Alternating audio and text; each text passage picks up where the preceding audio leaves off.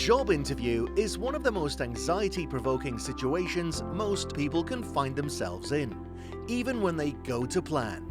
But what happens when you have your worst interview ever?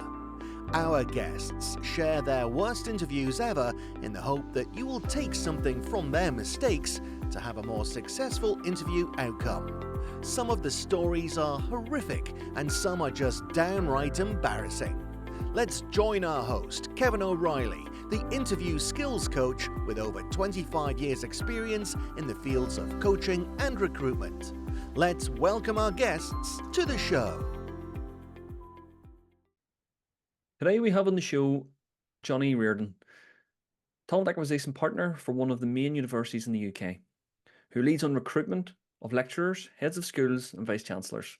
He has over 17 years experience in HR and recruitment, and I'm sure he has seen it, been there and done it. And I'm really looking forward to hearing some of the stories he's going to share with us today. So Johnny, how are you? Yeah, doing good. Thank you for having me on.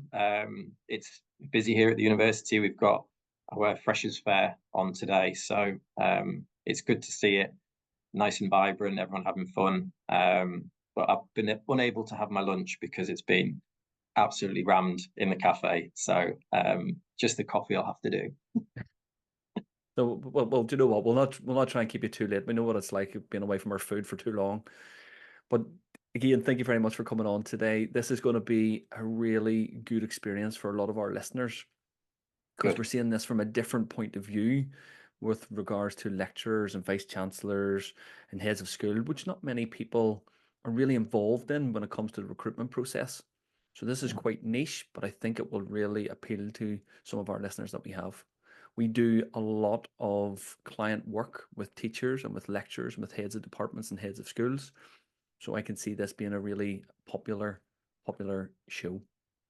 So Johnny, just before we get really stuck into the meat of this, tell us one thing about you that not many people know, whether it be that a hobby or a skill or a talent that you may have. Had a few hobbies in the past. I used to play American football for a local team in I wouldn't say it was a professional league, the level of talent, but it was in a league. So I played a few years, and I'm very big into my NFL as well. So I've not only played it, but I've been to games in the UK and I've been to a few games out in the US as well. So it's definitely a hobby and a passion and an interest that I follow quite closely. Where did that come from, Johnny? I think I've always been into sports. I think it started big with kind of football, with English football to begin with, and then as I got older, I ended up going to one of the international games. I think it was in 2007, and went to that game at Wembley, and kind of fell in love with it from that point, and then started to watch it kind of religiously on the TV. But there's something about the time difference where the majority of the games are kind of like after 9 p.m. and some of them are like 1 a.m. in the morning. So there's been many a time where I've watched a 1 a.m. game, and it's not just 90 minutes. They last like 3.5 hours, and then I've gone to sleep at 4:30 in the morning, and then been back up for work. And used to do that quite well in my 20s. Not so much when you've got kids. You kind of have to look at the highlights the next day and take the hit on that one. But yeah, it's been good kind of 15 years now being into NFL and follow it very, very closely and listen to a lot of podcasts and things on it as well. So yeah. And who's your team, Johnny? I'm a New York Giants fan, and they are not particularly good at the minute. So I've not stayed up at 1 a.m. to watch them just yet this year, but that might happen. But yeah, they're not. I'm trying to think if I can compare them to like an English football team, but they're probably about an Everton or a Southampton. They're not doing particularly well at the minute. So yeah, that's my team. Okay, many years ago, I used to follow a little bit of it myself, and it was the Chicago Bears. Yep. Yeah. Now that may tell you how old I am. They were good at this at that stage. Yeah. Everything. Yeah, the Giants were good. I think that stopped. Funnily enough, when I started following them, which I don't know, it's a coincidence there, but no, yeah, it's something it's a big passion of mine, and I kind of love the tactical side of it and the detail, and kind of reading up on it and listening to kind of the information afterwards on the games with the analysis. That's usually quite in depth as well. And another interesting fact, I got engaged in New York as well, so there's definite strong ties to the city as well. Oh, that's lovely. Congratulations. I'm Yeah. sure that wasn't recent. No, when did I get? Oh, this put me on the spot now. I think it was 2014 I got engaged, and then was married in 2016. So yeah, where does the time go? Listen, Johnny, if that's wrong, we can edit this out, okay? It's definitely right. I think I've had in the past where yeah, well, I've been tested on it, and it's definitely one that's up there that I've got to get right.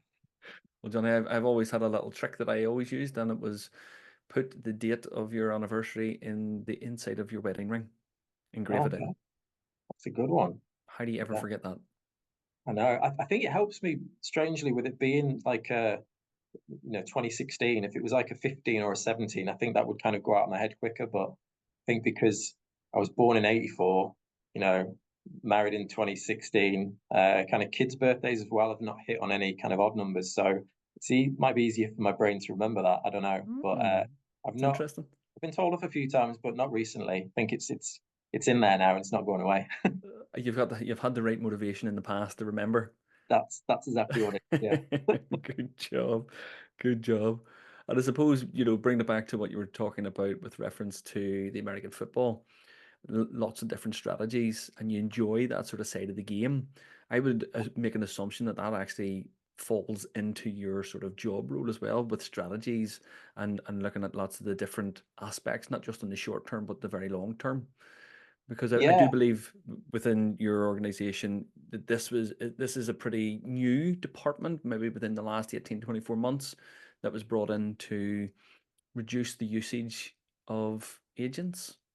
Yeah, spot on. Yeah, so in the past, recruitment has been kind of a bolt on to HR. So HR advisors or business partners will kind of dabble in a bit of recruitment. So they'll put a vacancy live, but there would not be the kind of the attraction strategies, or the candidate experience wouldn't be looked at. It would then go pretty much straight into a shortlisting, hope people would have applied, and then hope that you'd get the quality interview. So there was investment into our team back in April 2023, which is when I joined, and it's gone really well so far. So as you'd said there, I'm really kind of into coming into an organization and kind of implementing new ideas and new processes. And maybe there's something in leading on something from scratch and building something that's going to kind of last a long time. That's when I look back on my career, that's probably the last couple of roles have been like that. So I've gone into somewhere that has needed something kind of kickstarting, and then that's when all of my kind of thoughts and ideas and plans, and looking at the data and assessing where it is now and where we want to go. It's definitely something that is a focus for mine, and something that I feel I'm quite good at. So yeah. Wonderful. It sounds like you're a starter. You like to get things going and like to get them moving. Yeah, you can hit some roadblocks, and Mm. have done in my time, and I think that's where the organisation you're in is really important in terms of the culture, the leadership that will allow you to do what you've been brought in to do.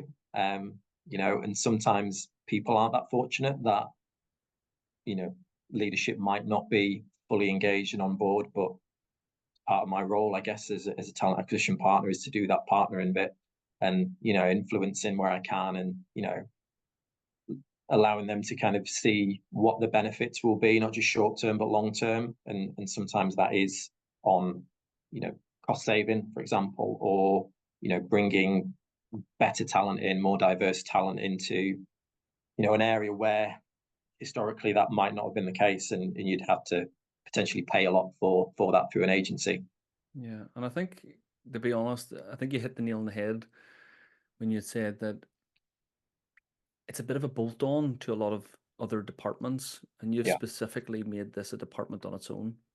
And a lot of organizations have started to look at that themselves, because in the role that I play, I would also go in and sit on interview panels.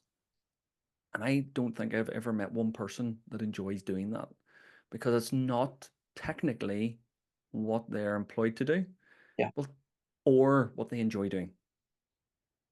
Agreed. So it's Yeah. very difficult if you're wanting to find this next big thing, if you're really not engaged or involved as much as you should be. And if it doesn't directly affect you, it's hard to find that motivation to just not accept the right person, or not accept a person that ticks the boxes as such. Yeah, it's something we've seen here at the university. It's been when we've analysed the data and we've seen, lower levels of applications come through. Definitely, kind of when you look at post-COVID, and then there's been big spikes in the market. Then lots of jobs become available, and then that's where we've seen kind of 2022, 2023 pre our team being set up, that the application average numbers have dropped.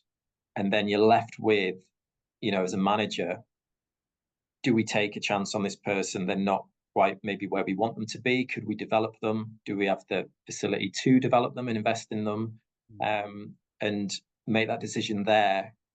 Is that an option? Option A. And historically here, what I've seen is option B is, well, let's engage an agent and get that, I guess, more experience, more quality that they've wanted.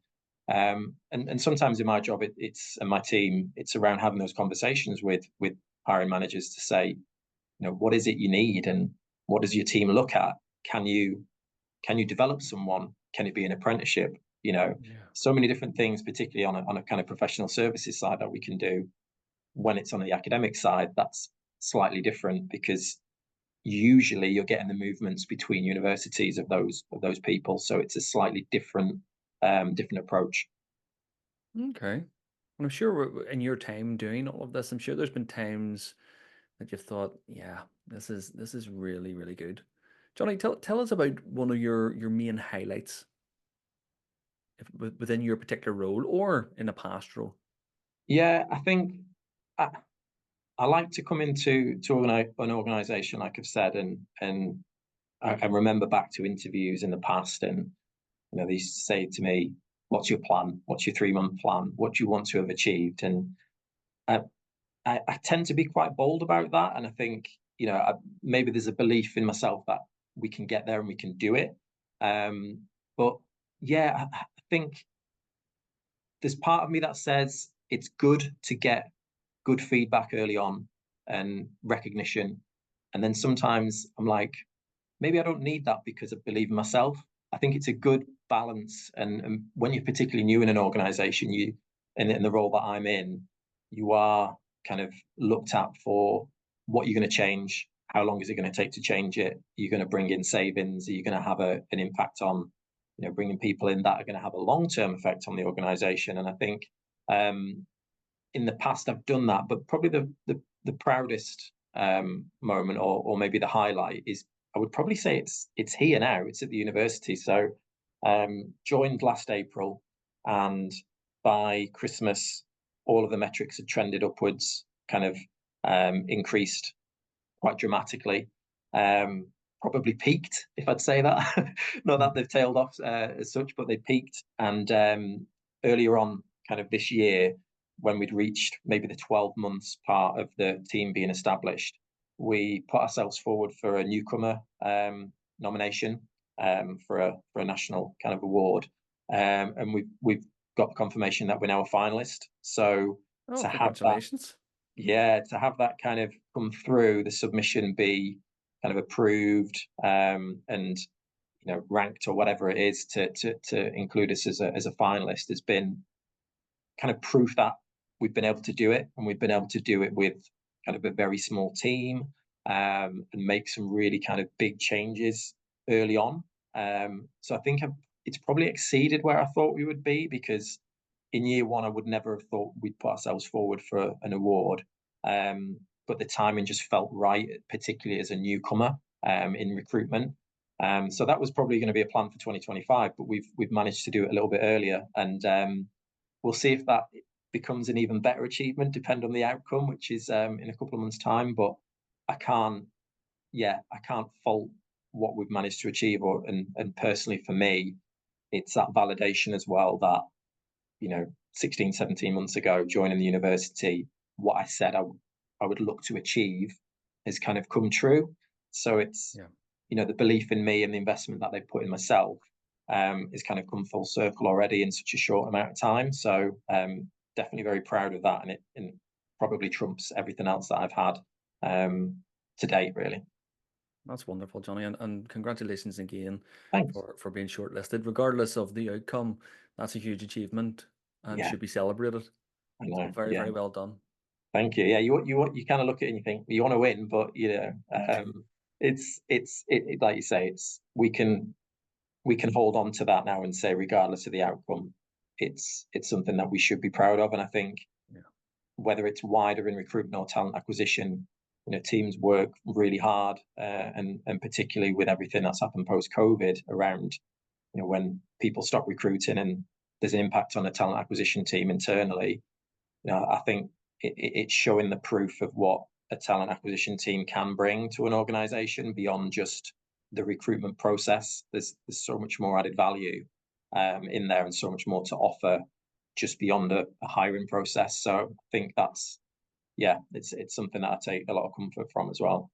Yeah, it's those hidden values that they end up having that works right through the whole organization. If you get better people in, you get better people out. Yeah, particularly in HE. Here at the university, you think, well, if we're hiring those lecturers and senior lecturers and heads of school, you want really great people that are good at their job and they're inspirational, for example, and because they're going to be, delivering the teaching and the lectures, and that's going to have a lasting impact on the students and then their future and their outcomes. So it's all connected, and I think once you hit that level and you think about that value and future proofing as such, the talent acquisition team is key in that. It's not just we bring people in. There's the attraction strategies and bringing the right people for the right organization. So I think we've seen that and evidenced in the submission.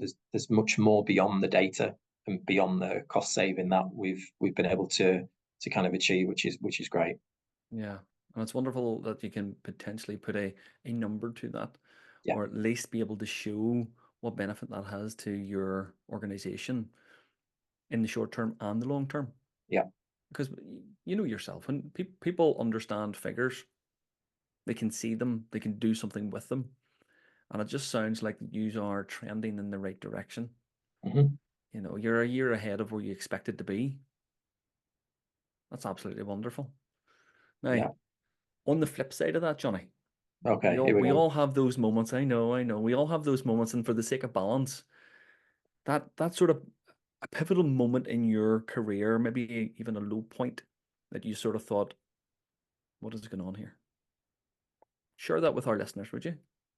Yeah. I'd probably go back to 2015. I think I was in a role that I loved, in a company where I thought, this is not that there's a forever job anymore, but you kind of thought this is a solid company. The role is great. Everything's trending perfectly.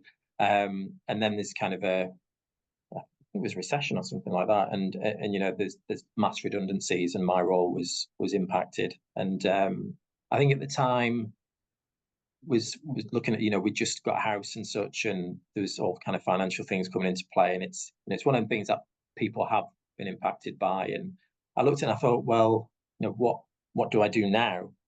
I'm now unemployed, and from what I said earlier, remembering got married in 2016, so this was 2 months before I got married, and there was something from I don't know whether it's like a pride thing or whatever, but I didn't want to kind of walk down the aisle as such and not have a job. I kind of felt I need to find employment, before I get married. And I think I kind of underestimated what it would be like to kind of not have a job to go into and try to find something at that point in time. 2 weeks before Christmas type thing, and then into the new year. And it was a knock.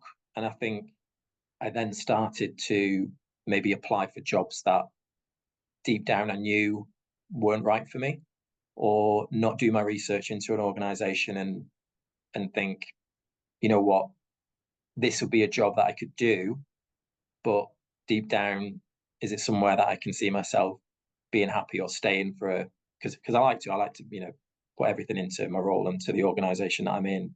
And kind of a bit of desperation kind of kicked in. You do the old kind of tactical kind of firing your CV and things off at anything that you think you're kind of qualified for. And probably that was a low, because I thought, I'm capable of doing these jobs, but I'm getting the knockbacks. And then when I reflect on it now, you say everything happens for a reason, but they weren't jobs that I was 100% engaged in. And I just thought, it will do, and it'll be something that I can have for a period of time. And it was a massive challenge for me, kind of personally and professionally, and was a bit of a knock, and it took me longer to get over than I thought it would. And especially being from a kind of recruitment background, I overthought it and thought, I can interview. I know how to interview, get an interview, and I think it's a done deal. But it just kind of wasn't. And now I look back on it, I can totally see why. And I was underprepared, and I wasn't researching the role because I wasn't actively engaged or interested in it. And I think it was on my wedding day. I remember I was eating the meal. Is it the wedding breakfast? Even though it's not really breakfast, I think that's what it's called. And I got a call, inviting me to an interview, and I was like, yeah, I will, but is it okay if I give you a call back? I'm actually like, I'm getting married. And I don't know whether it worked in my favor, but my soon to be employer, that was a successful successful call and followed on successfully. But I think they were like, he took a call from us while he was getting married. He's either crazy or he's super committed, or both. And it all worked out well. And it's that kind of, maybe everything happens for a reason type thing, and to just not get too frustrated or too down about it, and it'll work out in the end. But initially, it was a massive knock for me, because I was in something that I loved and then didn't have it anymore. And then you just kind of question everything, don't you? So it got better from there, obviously, and we might talk about that a little bit more. But that's definitely kind of the low point in a career, for sure. Again, just touching on something you said, you're firing your CV out here, there, and everywhere, jobs that you didn't even want, but you could do. And I think a lot of people I engage with do something similar. Yeah. It's almost like they have to go for the next job, that that next level, or somebody else might get it, or it may not be there the next time. So they're really coming from a place of scarcity. Yeah. Thinking, if I don't get it, that's it. I won't get it. Yeah. And there's a lot around kind of like a rejection. People can take that one way or another, and definitely time is kind of given me a lot more to kind of reflect on and think, why did I apply for that? Or, looking back, and why did I go and interview for that? If I'd accepted it, it just wouldn't have been right for me. But sometimes you do get a bit, I won't say desperate, but the situation is it depends on personally what's going on. But for me, it was like, I cannot not have a job. Like I've always been employed since I was 16 in part-time jobs, and it just felt kind of alien for me to not have anything to do, and that structure was gone. And it did, it's natural for you to kind of spiral a bit and question yourself, but it worked out in the end. And I think it was because I got that good feeling from a job and from a call, and then that got me excitement, that got me hyper focused, and then I just carried that through. And it probably was meant to be in the end, but you can just have that knock. It is difficult, and I'm someone that's probably better at giving people advice than taking my own advice. So it's I think learning from those situations has definitely helped me, and in particular, even kind of dealing with people internally or external candidates, to have that to kind of discuss with them. They've got to be sure that it's the right job for them, and I'm not here to sell them something that isn't true. They need to make that decision themselves, which is probably why I like in-house recruitment. I don't think I could be that salesy type person that's pushing a job on someone. I think that decision needs to be their own and for the right reasons. You're absolutely right. It does. And with all of my clients, one of the first questions I ask them when they turn up to a session is, do you actually want this job? Do you really want this job? Because there's no point in going forward with what we're doing if you don't really want this job, because you turn to start self-sabotaging. Yeah. So exactly like you said, no research on the company. You take it or leave it. You probably didn't turn up appropriately dressed or overdressed or underdressed. You probably didn't rehearse any of your questions out loud or your answers to the questions out loud. And you just thought, I'll just wing it. If I get it, it's great. If I don't, well, there's another one in the pipeline there. I'll just keep going. Yeah. And that's a great learning, especially for the role that you're currently doing. Potentially, if we look at this differently, had you not been through what you had been through, you may not have achieved what you're now achieving. Mm-hmm. Yeah, it's a good way to put it. I think it's, if anything, it's built a bit of resilience and, the understanding of what, and everyone always says, oh, well, think about it from a candidate's perspective. And, it's a two-way process. And, I say that, and I do honestly believe in it, but, you can sometimes forget about the position that the candidate's in. So this has definitely kind of helped me in terms of, being in that position and, kind of losing a bit of hope and then regaining it and understanding to kind of navigate that, the application process and to get in a job. They always say it's easier to move jobs if you're in a job. And, I definitely found that out the hard way. But, there's particularly challenging for me because I thought it would be easy because, the amount of interviews that I've sat in or been through, and you kind of think, oh, I'm going to be better positioned, but it's not like that. It's about where you are and the effort you put in, like you say, the research you do, and that comes through in an interview if someone really, really wants it and someone aligns to your organization in terms of their, if you perceive about a work ethic or, values of people. And if I'm turning up and my head's not in the right place because I'm not sure if I want it and I've not done my research, 100% that comes through. I can't blag that. No, absolutely not. That's how it is. But yeah, it's definitely helped me over the years for sure. You mentioned values. Yeah, what sort of values do you want to see when a candidate is coming in? Is there anything in particular that really stands out for you? Do you go, yeah, that's what I want to see?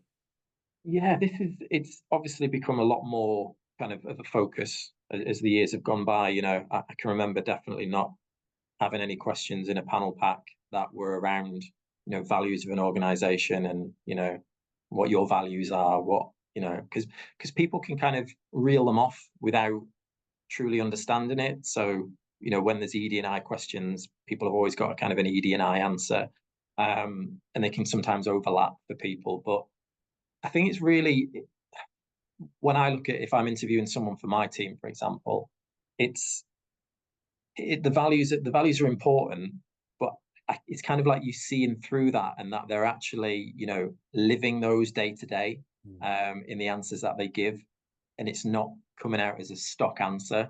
We can ask for follow-ups and examples, but like for me, I feel I align to having like a kind of strong moral compass, and that's come out in many assessments and things. But it's when I see something, it's challenging that, and asking why that happens. And we're an organization that believes in X, Y, and Z, but we're allowing this to happen. That kind of goes against what we're saying we are. And I think the ability to kind of challenge that in the right way and have that passion about it because it's something that you believe in and aligns with you. I think that's what I like to see, that kind of a bit of fire in someone, or that the fact that they don't want to accept that, question. I've always been told, always question, question why it happens and question why things are, and challenge in the right way. And for me, if I see someone with that, and and along with that comes a real good example and something that is really kind of, I don't know, inspirational in a way as a value. Is much more. I guess it's stronger for me because I want to believe. I want to believe that that's the truth, and I want to believe in people rather than it being a kind of rehearsed answer, if that makes sense. And I think Yeah. it's good to tell when you get that honesty and you get that passion and you get that strong moral compass around, the belief in people and what people can do and people can achieve. So I always kind of look for that because that aligns with me. But it's good to obviously have different opinions on an interview panel that can kind of be a counter to that, because sometimes I might get a little bit lost down that road and be really invested in someone, but then their answers to the questions that are maybe competency based aren't as strong. But I'm kind of led with that kind of moral compass in a way. But I think you're quite right in saying that there needs to be a bit of diversity on the panel, Yeah. because there is this train of thought that people like themselves, Mm-hmm. and that's why there needs to be diversity on the panel. Exactly. Yeah. It has to be different because there are different viewpoints. And yes, you could be looking at someone going, "Oh, yeah, they would be absolutely perfect," but you're sort of blindsided, and only seeing what you want to see. Mm-hmm. Whereas somebody else sitting beside you, different gender, different ethnical background, will see something completely different. Yeah. And it's good to have that variety. And just Yes. for the listeners, I know Johnny had mentioned EDI, and that is equality, diversity, and inclusion, Mm-hmm. which is very important within the recruitment process. And it is, well, it's important within life, but more so within the recruitment process, so that we get the right person, Yeah. regardless of who they are or what they are. Mm-hmm. And it is good to see and hear that you actually actively do that by ensuring the panel members are different. Yeah, you need to have that diversity on the panel, and you think of it from a candidate experience as well.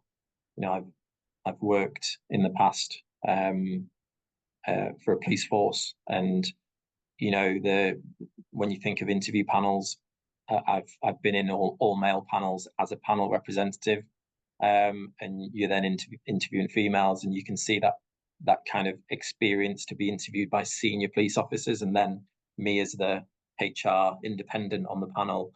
We need to think about these things, and it's it extends beyond the panel makeup as well.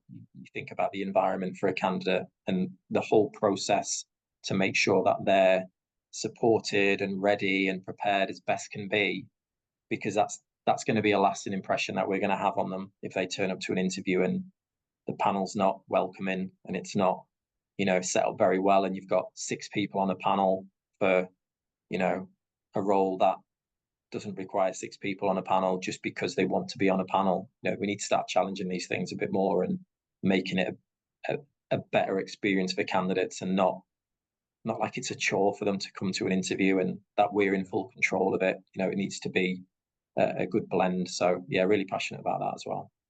Very good, Johnny. And if you've ever have interviews coming up in the future, I'd love to come and be a candidate, Yeah. because it sounds like it's a really good process that you're putting in place. Because if the more you can make it easy and simple for people to apply, and then to sit in front and have a decent interview where you don't have to panic, Yeah. you will get the best candidates coming forward. Yeah. Because let me tell you, the best candidates aren't always the ones that apply.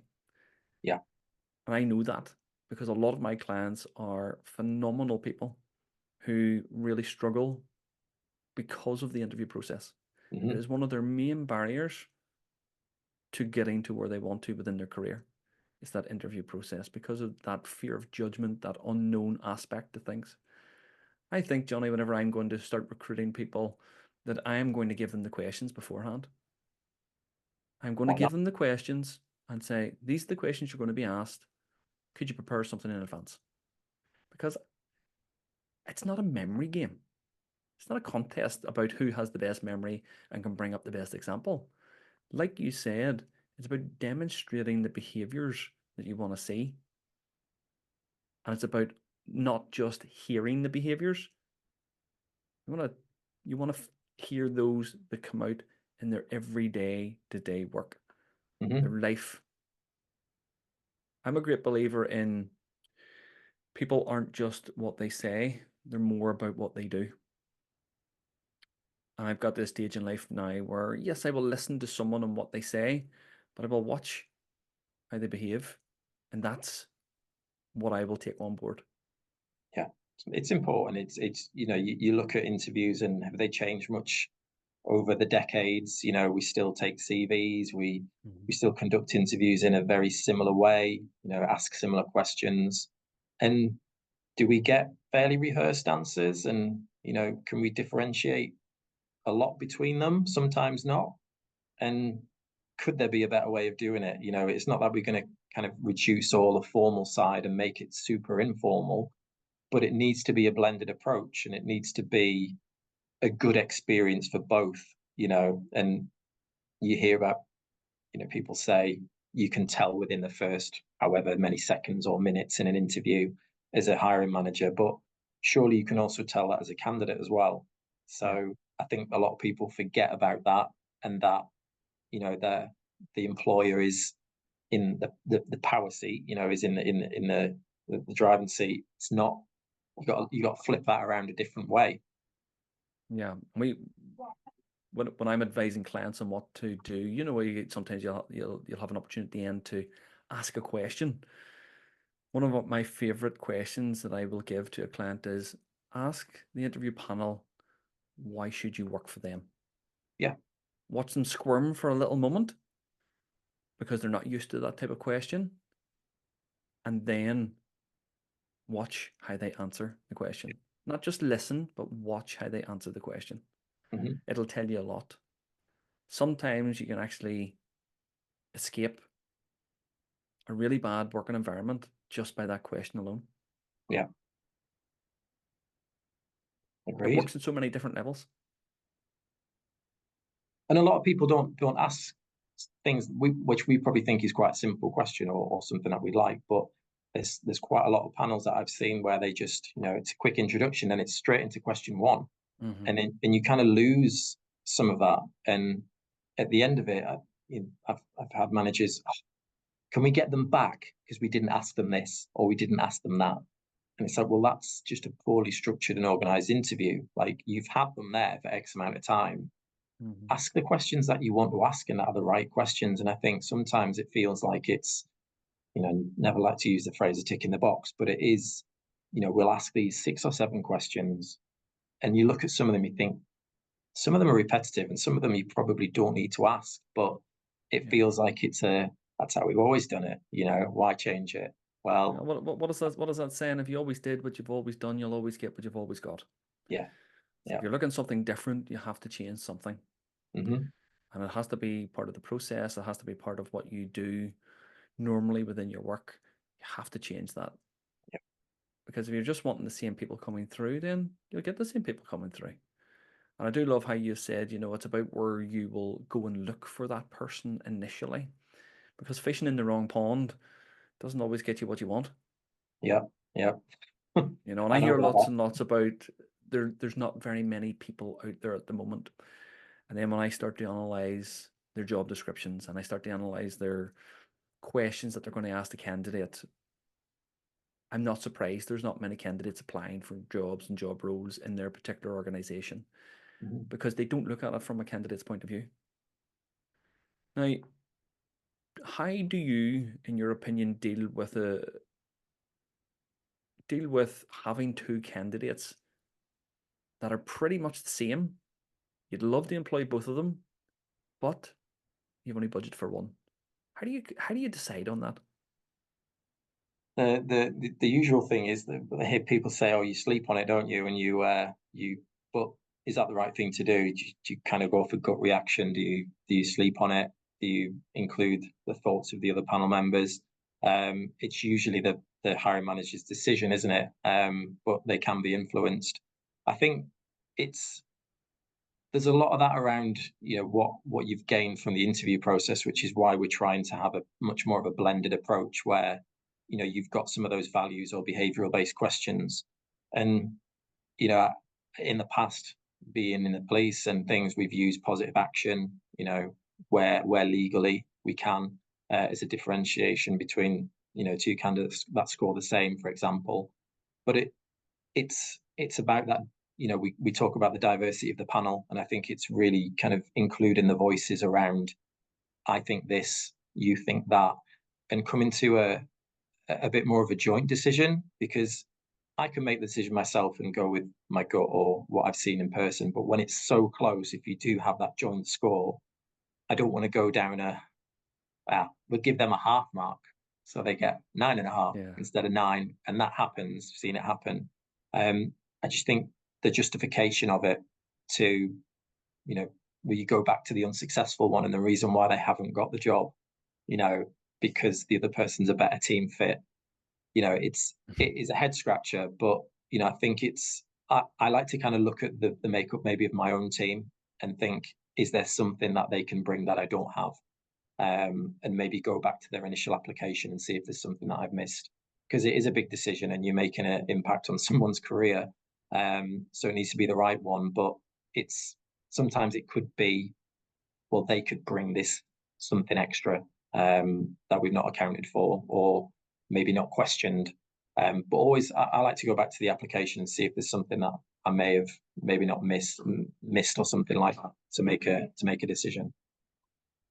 What would you say there's ultimately a lot to do with on the day as well? You know, how that person has come across, how they put themselves across, maybe have answered the questions with a bit of a grumpy frown on their face, and then somebody has answered the questions with a lovely big smile, high energy, and they still achieve the same points because they've answered the question and ticked the box accordingly. My inclination would always be go for someone who has that high energy, Yeah, yeah, because my first thought is, could I work with this other person for X amount of hours a week?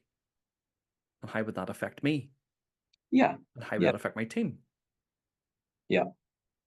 There's you get the feel, don't you? Like they say, you know fairly early on if, you know, you've got to work directly with that person and maybe the energy that they will bring and etc. It's You're always going to have that natural kind of, there's an instinct in there, there's that gut feel and reaction. I guess it's very hard that you will get an equal score and someone that are very equal on all levels. There's always going to be something that is a difference maker. But I think it's always good to kind of keep yourself in check around, you know, someone that didn't bring the energy. Is that going to be their norm? Are they just having a little bit of an off day? Are they nervous? So the debrief on an interview is always really key, isn't it? To kind of explore those things and that you come into the right decision. And I think if you have that, then that's always a good thing, rather than saying, right, well, their level, but I like them better, you know, from an audit perspective, or, you know, the feedback that you give to the unsuccessful candidate, you know, how do you say that honestly to them without feeling a bit guilty inside? You know, it's such a tricky one, but like I said, the debrief, there will be some difference maker in there. You might just need to dig it out a little bit more, but there's always going to be an initial gut reaction to someone, isn't there? Which is, you know, hard to kind of rewire in a way, because you can't say if that's right or wrong. You'll know in 6 months' time, maybe. But that's I guess for me what makes recruitment really interesting. And, you know, every interview, every campaign is different, and that's what keeps it interesting. Recruitment now starting to sound a bit like gambling and trying to bet on a horse to win Mm-hmm. the Grand National. You know, you can only know so much about what they do, their environment, their competitors, and then you have to take that chance. You have to put your money where your mouth is, really, Yeah, and then hope that happens, comes to fruition. yeah. It's not like a pound on 150 to 1. You would hope it's not that like that, but sometimes you just never know, do you? No, no, okay. Um, so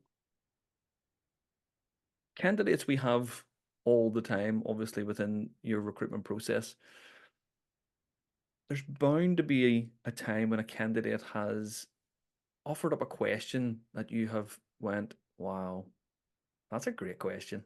Never had that before. Have you had something like that? in the past?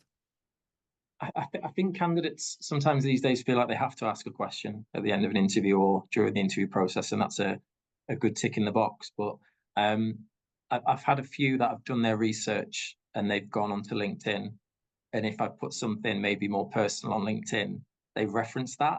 Don't know whether that's creepy or great research or detective work, but there have been some that had said, "Oh, I've just seen that you've just come back from America or something," and have asked me about it. And then, of course, I'm going to chat about it.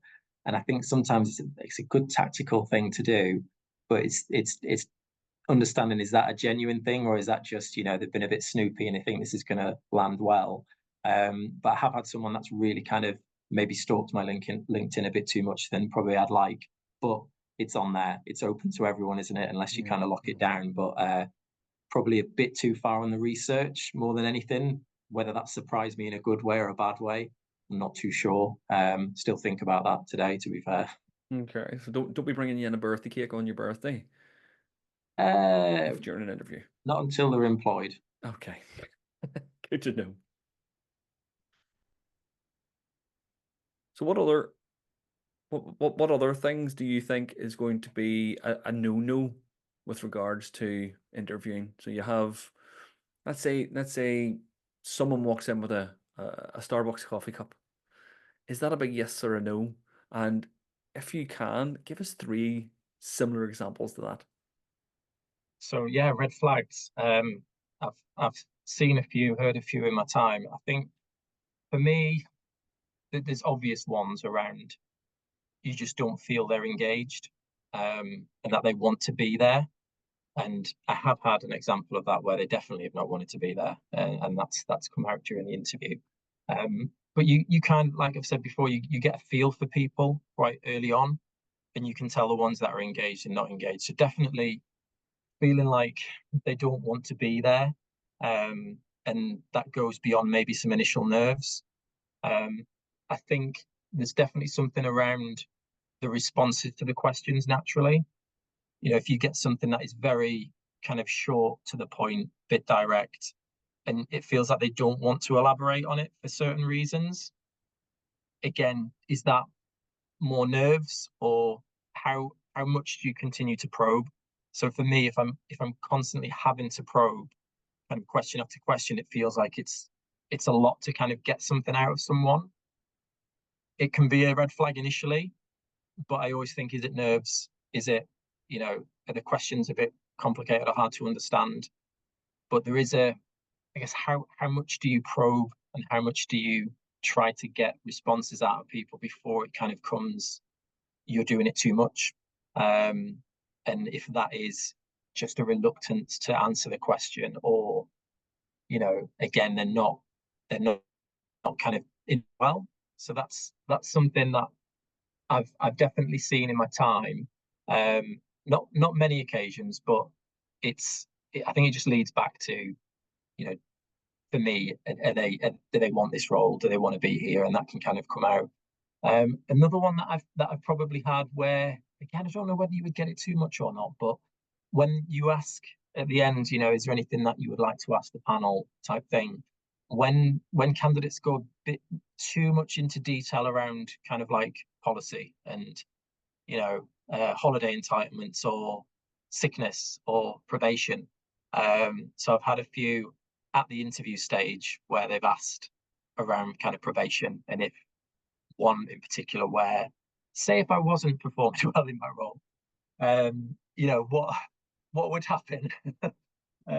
So that's a clear red flag to me. But I think the kind of combination throughout, where you're getting the lack of engagement, the lack of interest, you're constantly kind of probing for the answers, to the point of you're leading them onto an answer. You're rephrasing it in a way that you're actually answering the question for them. And then the kind of final piece, where it's not a question that is necessarily, what's the job like day to day, or, how big's your team, or, what else do you do as a team in terms of projects, or, that type of thing. It's more, if I wasn't performing, or what's the probation, policy on, and then things like that, and sickness. And you think, maybe if you're thinking about that, that's something that you could ask if you get offered the job, or you could research that and ask HR beforehand. That would be a red flag. But you don't see many, or I haven't seen many that would be a massive kind of red flag where, yeah, it would come out like that. Might have one example if we get onto it that I'll share that might cover some of that. But yeah, I think they're the ones for me that I think at my level, maybe in the senior roles that we recruit to, I don't necessarily see too much of, but I've definitely seen people that I feel have not wanted to be there. And it's, yeah, afterwards that's kind of come true from some of the feedback that I've had. But yeah. I think potentially that's where your then gut feeling comes in, because you've seen it before, you've heard it before, you're thinking, oh, there's the red flag. Yeah. It's, And it comes with experience, doesn't it? Yeah, and there'll be, depending on what you're recruiting to, and I've seen a few earlier on in my career where they're quite, well, not funny, but you just think, what's happened there? But as you progress and you recruit more regularly into senior roles, that becomes less of an issue. But you will still always get some people like that, and you think, right, I want to give them the opportunity to perform to the best in the interview, but what threshold is there where it becomes, no, this is what I'm asking and this is what type of answer I'd want from you type thing. Then it becomes a little bit too much, and you think, that's always going to be a negative thing in your mind as much as you kind of question it. So yeah, it's hard to remove that negativity from your mind and that bias. Yeah. And I know you'll probably do bias trainer beforehand. However, we still have all of our own biases. Yeah. Yes, we might question them, we may put them in check. They're there for a reason. A lot of the times it's because of something we have encountered or experienced in the past that has created this bias. But it's also around your gut feeling. There's that subconscious part of you that is saying, we've seen this before, or we've seen something similar to this before. I'm not sure what it is, but I'm making you aware. Yeah, and some people may answer this question differently. They might say, "Oh, well, what type of shoes people wear, or that they swear in an interview, and that's a red flag." Yeah, of course, the swearing's a red flag. But I kind of look on appearance, and from an ED&I point of view, and definitely over the years, where I'm in the office today, and I've got trainers on, but prior to COVID, if I look, I think I always wore shoes in the office, like no matter what role I was in. And I look around these days, and I was looking around in my meeting this morning, and people have got lots of different brands of trainers on, some fairly smart, some a bit more like gym shoes. But the culture that we have kind of makes that acceptable, and I think people feel comfortable that they can come in and still be business casual, maybe more casual on the footwear, and still do their jobs and perform. And I've definitely seen that shift in time, but you'll still get people that are in an interview process and say, well, if they're not turning up in a suit or a shirt, at least maybe can relax on the tie if it's, if that's what they're going for. But I look at it and I think from different cultures and different backgrounds I'm not hiring someone on their dress sense. They can come to work and wear roughly kind of what they want in some fashion, but I'm working with this person and they're going to do a job. I'm not going to be judging what they're wearing on their feet type thing. So I've definitely relaxed a lot more in my time around that. But 15 years ago, I was, told from my seniors, that they didn't even have polished shoes. They didn't have a tie on. And I think that has reduced significantly. And we see senior leaders here, a lot more casual these days. So I think unless you're going in for a very senior role, we are a bit more relaxed about the interview attire, so to speak. So that could be a red flag for people, but depending on the role, it's not a big one for me. Yeah, and I think again as well, it does depend on the sector. Does depend if you're client facing or customer facing, and there's that level of almost expectation from your customer. I know that there's organizations that when they're not client facing, anything goes, business casual, more so on the casual side. Trainers is fine, but if you're client facing, it's business attire. Yeah. And you can go into tattoos and things like that. This is a discussion that we could keep going on and on about. And, I do have tattoos, but like I've been, I guess, self-conscious enough or thinking in a professional way that I've always got them where I can cover them up. They're on my arms. So, Mm. if I'm going out to an external meeting or I'm, speaking to the vice chancellor, I won't have them on show. I never have them on show at work. But like you say, depending on the sector and the role, people are a little bit more relaxed on that. And then some aren't. Some will say, well, you're going out to meet so and so tomorrow, just make sure if you wear a long shirt or something. People can be that blunt about it. Yeah. But it changes, doesn't it? Yeah. What we do now and what's acceptable now compared to 15, 20 years ago, it's constantly shifting. So I think we just need to make sure that we're aligned. We are not Mm. kind of left behind in that traditional way where we are very prescriptive around, that person didn't wear shoes to the interview, so we can't hire them. Like, are we going to go down that road? Some might not. It's a discussion, isn't it? It's interesting. It is, and there's a lot to be said about perspective as well. Yeah. From both sides of the table, from the interviewer side of the table and the candidate side of the table about perspective. Yeah. Some people might think, well, potentially if that's how they want to hire, I don't really want to work for them. Mm-hmm. It is a two-way street. We did discuss this earlier. It is definitely a two-way street, and Definitely. the more people become aware of that and realize that they have just as much power as the employer, their mind starts to shift. How they show up on that day shifts as well. And hopefully, and this is a big hope, that people turn up willing to show their authentic self. Yeah. And, picking up from what you're saying about just being yourself, you have to be your authentic self in an interview, because that's Mm-hmm. what interviewers like you and I want to see. We want to be able to look at that person and go, yeah, we can work with that person for 40 hours a week. That person is going to bring so much to this team. And those are the questions that go through our heads as interviewers. Yes, we're asking our competency-based questions and tell us a little bit about yourself so we can get to know you a little bit better. And do you have any questions for us? But in essence, we're sitting there thinking, will they fit into our team? Are they going to cause me any hassle? Are they going to cause me any strain? And are they going to move this team forward? Yeah, and there's going to be bias. That you cannot fully eliminate bias in an interview process. Whether that's a shortlisting or an interview, but there's a big thing there around, like you say, a candidate being comfortable to be themselves, and they will assess that post interview. If they're interviewing for 3 different companies in that week, they might not necessarily go with the one that's paying the highest. They might go with the one where they thought, that's going to be my manager, and I got on really well with them, and I think we align, and I can take the hit on the salary. Or it might be something completely different. I think it's always worth keeping that in mind, that, like I go back to before, as an employee, we're not necessarily in full control of that. And we can still think it's been a great process, make an offer, and a candidate could decline based on different reasons. And we just need to make sure that we're hooked into them. We're not kind of, just thinking that it's a straightforward interview, offer it, don't offer it. There's so much more that comes into it these days as well. There is. And talking about the so much more side of things, have you ever had a candidate that has really went above and beyond for an interview? Probably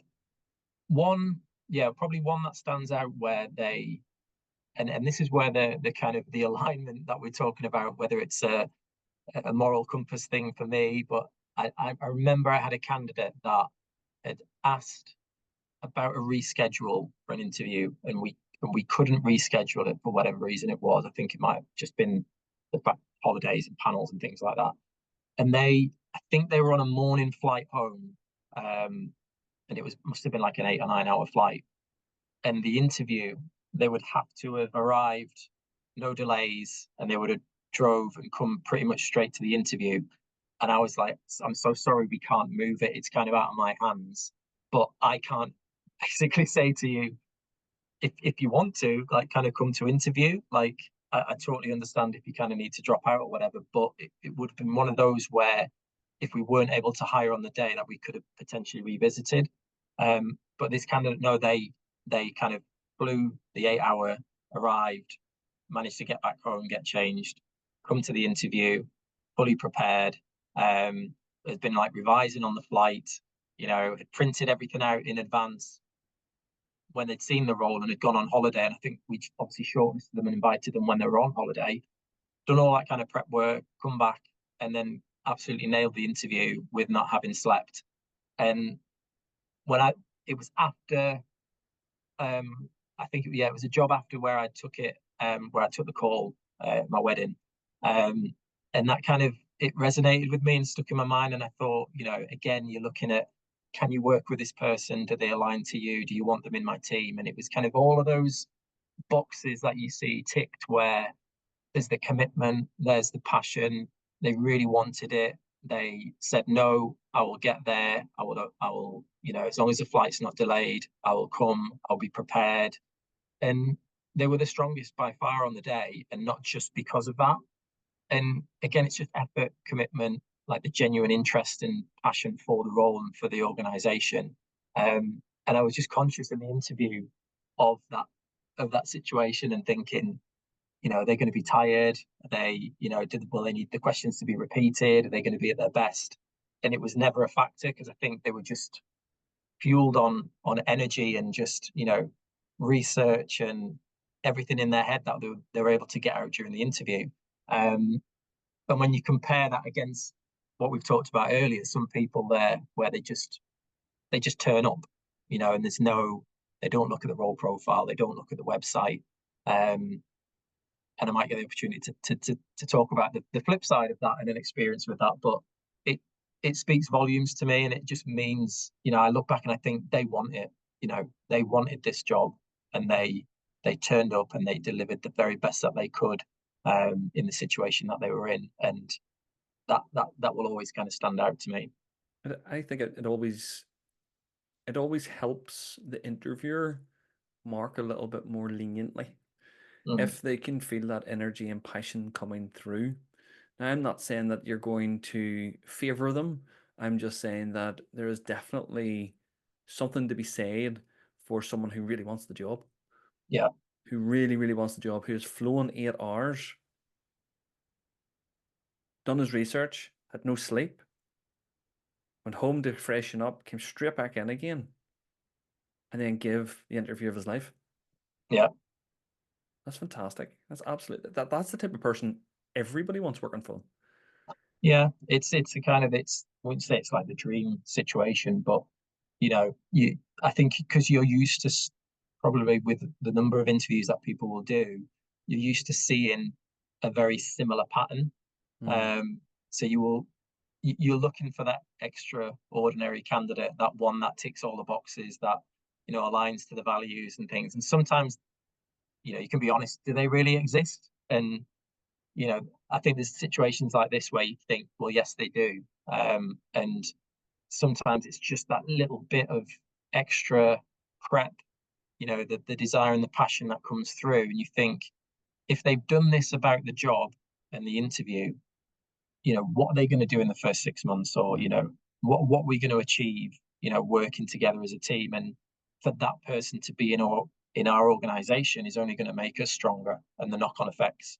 And again, there's so many things to think about with these, and I think that's why the reflection piece at the end of an interview is quite important as well, because you can be a bit blindsided at times. But if it's a good blindside, like on this occasion, it's a no-brainer. But there can be people that, like you say, turn up not prepped, and people where you offer them optional slots at interviews, and they're like, can't do that one, can't do that one. And then you kind of going above and beyond to offer them something which they never accept anyway. There's just so much, you get both sides, don't you? And it's always great and good validation when the really good person kind of comes along and you're able to snap them up, because someone else will if you don't get to them first. So and again, people are not what they say they are what they actually do. Yes. That's important, isn't it? It's important to realize that, and that takes experience. That takes a little bit of experience to come to terms with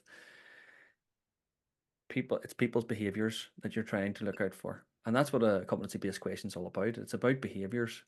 There's a belief that past behavior reflects future behavior. Now, that is potentially true in the majority of cases, but we are human beings that evolve, so we will evolve but if there's a minimum standard that's expected from the past behavior, then you can almost expect that minimum standard in the future. Mhm.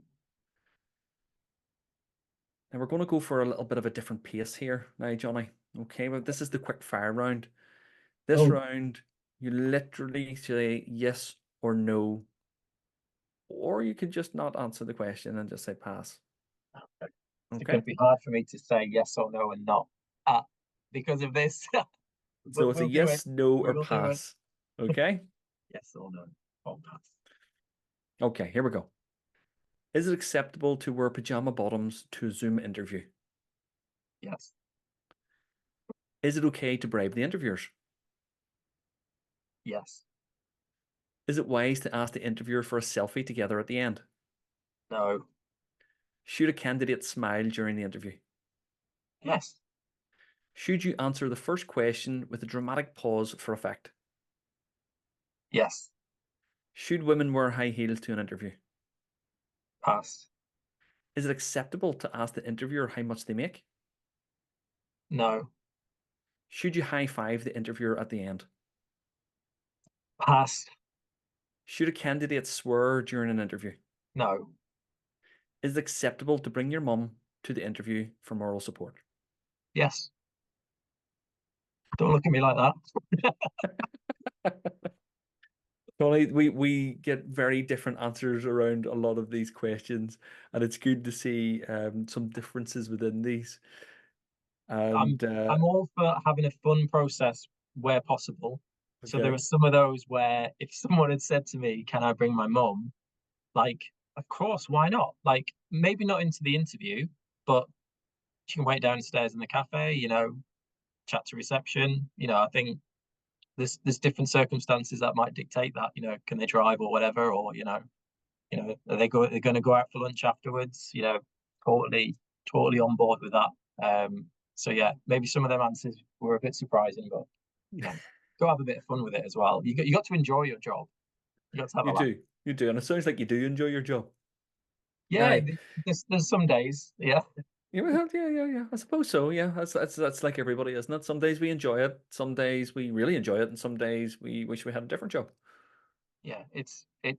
I always say, I spend more time with my team in the office and working than I do with my kids, with my wife and kids, and it's important that you enjoy what you do and you have good relationships at work, and you feel like you can celebrate your successes and your wins, because then what else are you getting up and going to work to do? If it's not like that, it's either time for you to change and move on, or kind of look at it a different way. So I always want to enjoy what I'm doing, and where possible make sure it's not, I won't say a laugh, but you want it to be enjoyable. You want to have a bit of fun here and there, because life's too short. Absolutely, couldn't agree more. You're right. It is far, far too short. Now, the whole reason that we brought you on today is to answer this next question, and this is about the worst job interview you've ever had. Now, this could be you as a candidate or you as an interviewer. Ooh. But Johnny, what has been your worst job interview ever? Right. Okay. So when I talked about when I got made redundant in 2015 and I was just applying for random things, I did apply to like a startup company. And I thought, this might be fun. This might be interesting. It was kind of in a city centre. It was a long commute, but as we talked about, I was kind of going for anything and everything. And I remember thinking, I'm gonna go fairly smartly dressed, like business casual. I'm not gonna wear a tie, but I'm gonna, the trousers, shirt, shoes, a jacket, but take it off when you get in the interview, a little bit more casual. Um, and I went in, and I got the vibe wrong. Obviously didn't do my research. It was not a business casual. It was a purely casual setup. It was trainers, jeans, band t-shirts. But outside of work, that's me. That is, I've got tattoos, band t-shirts, probably jeans that are too tight for me to be wearing at 40 years old, but I'm still trying to get away with it. And I'd gone in and I thought, who is working in this office? This is the snapshot of my friendship group outside of a work setting. And I was like, I've misread this. If I'd have just kind of gone casual, I would have been there. I'd have been up there. And I remember the interview just being not even an interview. It was literally just random questions, as random as what you've just asked me there, the yes or no's. And one of them was, which I just didn't morally think was right, and I should have seen it come in. It was kind of, do you drink? And I was like, what, like coffee, like water, what? And he's like, do you drink? Do you go out and drink and get drunk? And I'm like, it depends. Like, probably not a lot anymore, but in the past, yeah. It's like, well, we drink, and when we finish work on a Friday, we go to the pub next door, and and we have a few and maybe a few more, and it's important for us that we get someone that's the right fit. And I was like, okay, like the right fit, or like a kind of drinking thing, because I think at that point I was like, do I say that I drink a lot just to fit in? And I was like, no, like that's just not me. So I was like, not really. I'm not a big drinker. I'll stick to my guns, and I drink for occasions and events and things like that. And I could just kind of see on his face, it was just a one-on-one interview, so there's no one else. And I could just kind of see there the switch off. And I was like, I've this isn't right. I should have known, should have done my research, and it was totally not what I expected it to be. And I was just kind of frustrated with myself, because it's that moment where you realize, you're not cool anymore. Like, you're not someone that people look at and think, they're the type of person I want. They're cool. They can fit in with me. We can go for a drink and go to a gig. But in that setting, I was like, that's not something that I kind of subscribe to. And I remember going away feeling a little bit of a blend of frustrated but angry as well. And I was like, I can't believe I put myself through that. And it probably should have maybe challenged him a little bit more, given my kind of background and things. But sometimes you go along with it, and sometimes you don't want to kind of put your neck on the line. And in the end, I kind of did it in the middle. It's kind of like held my own, but was like, I could drink if I want to, don't rule me out completely, could kind of return to that or not. But yeah, I just remember on the drive home thinking, wasted my time, but what a silly interview question, and what a silly kind of process, where some cultures don't drink, and that's discriminatory, and all them things going through your head. And I always have that in my mind, thinking that's the kind of rock bottom. That's the worst interview experience I've ever had. And that tops the one where I did go and interview for the police, and someone walked in with a shotgun into reception when I was sat waiting.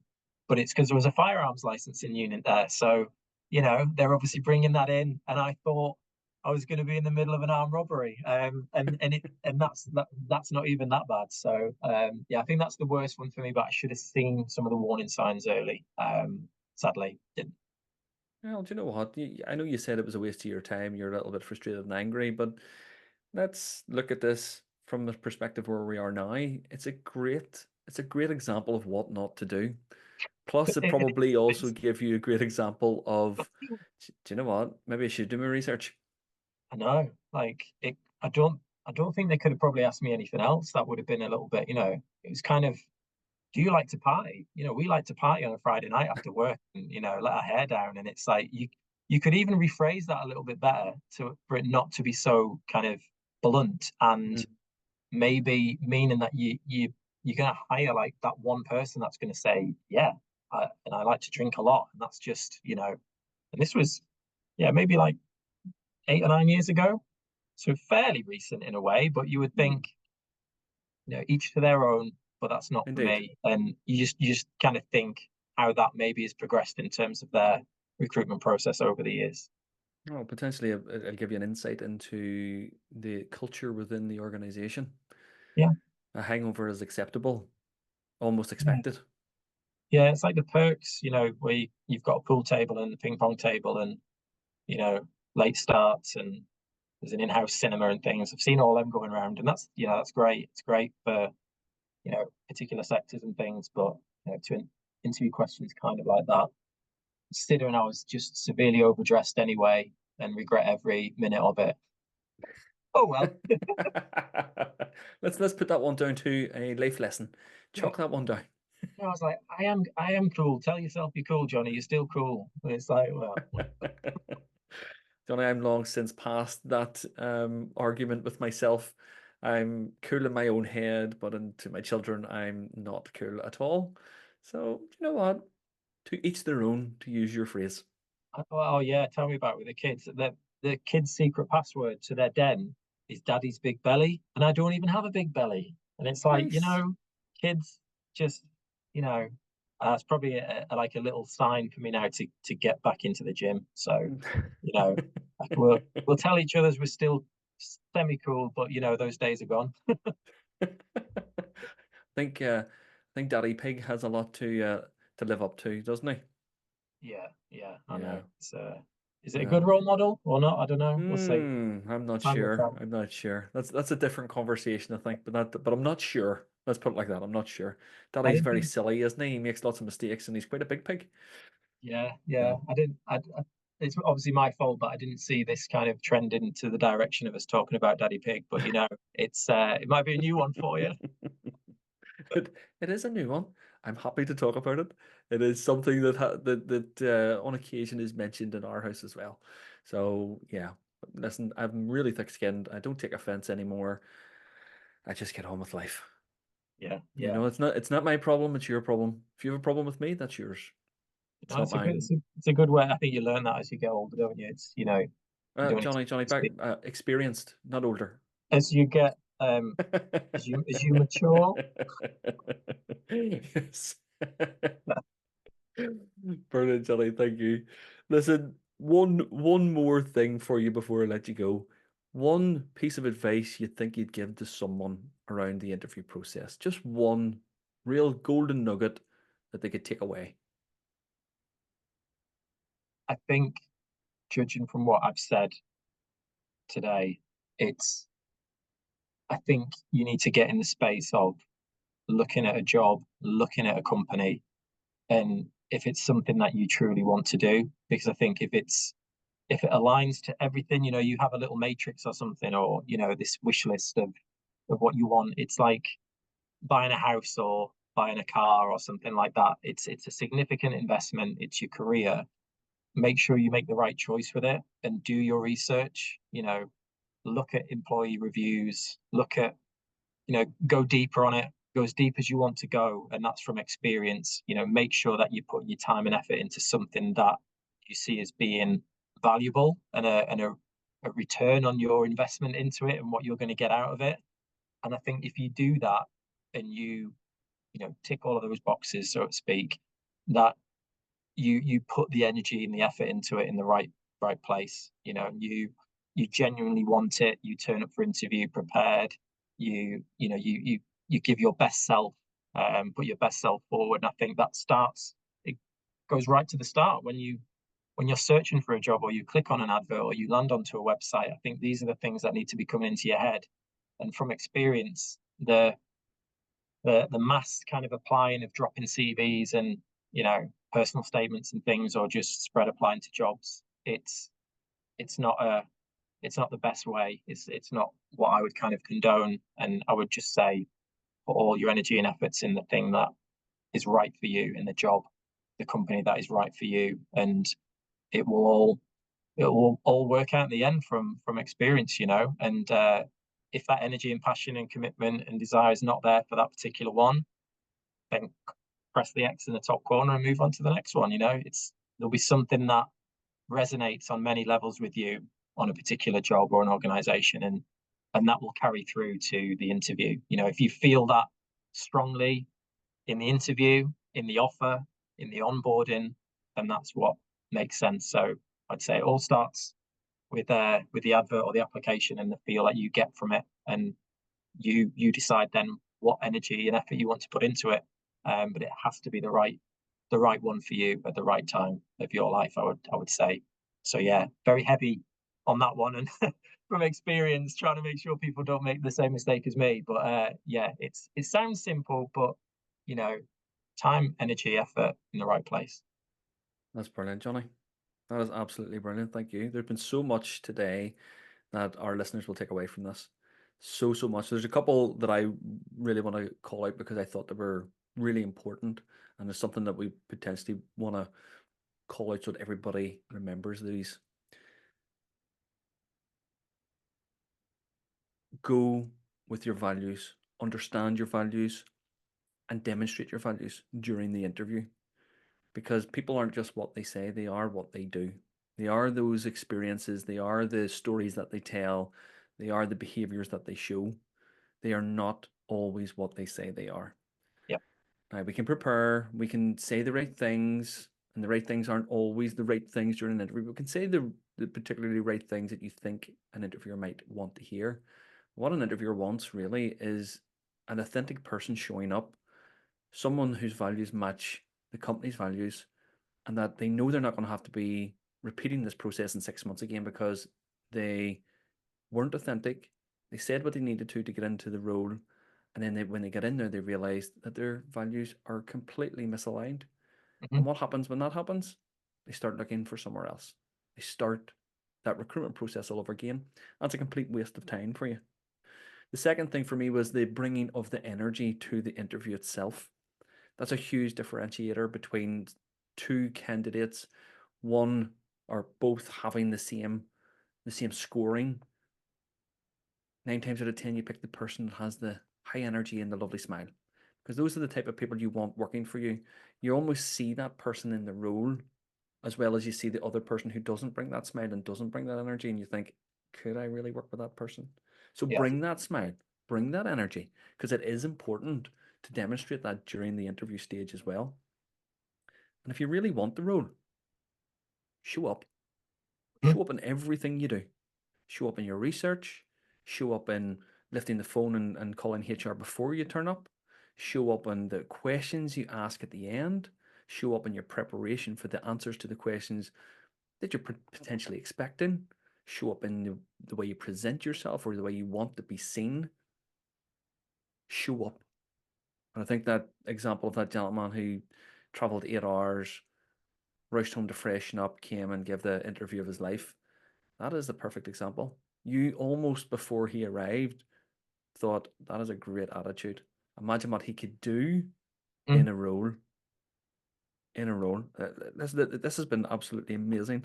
I know our listeners will have taken so much away from this, Johnny. Seriously, thank you very much for today. So if our listeners want to get in contact with you, Johnny, for any particular reason, how do they do that? They'll be able, if they type my name in, Johnny Reardon, on LinkedIn. I don't think there's many of them about, and that work for a university, so you'll see my little picture on there. But I'm sure there'll be my email address in the notes for this. They can feel free to get in contact with me and talk about all things recruitment or not, or Peppa Pig, whatever it may be. You just never know where the conversation may lead. You never know. That hopefully is a good thing.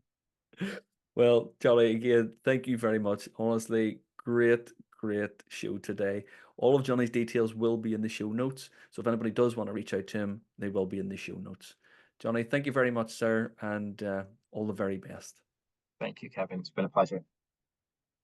For more details about our guest, or if you would like to be a guest, go to www.interviewskillscoach.co.uk/my-worst-interview-ever, or find us on Facebook or LinkedIn. And remember, on the other side of a successful interview is the life you deserve.